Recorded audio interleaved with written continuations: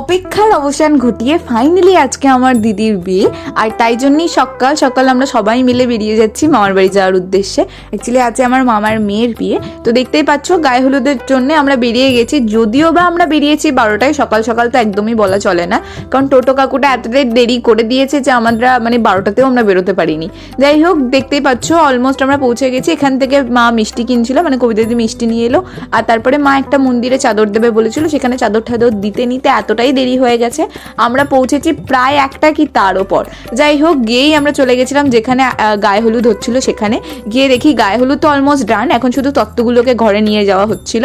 দেখতেই পাচ্ছ সবাই এখানে, আমার মেজো মামি খুশি, ওরা এক্সাম শেষ হওয়ার পর এসেছে, আর টুস্কিদি তো এখানেই ছিল, বড় মামি মেজো মামি সবাই তত্ত্ব নিয়ে নিয়ে যাচ্ছে।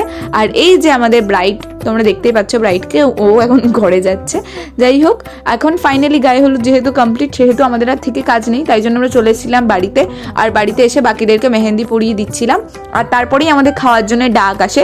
তবে একটা জিনিস যেটা, সেটা হলো আমার মা মামার বাড়ি এলে আমাদেরকে আর পাত্তাও দেয় না, সেহেতু আমরা একাই গিয়ে খেয়ে দিয়ে চলে এলাম।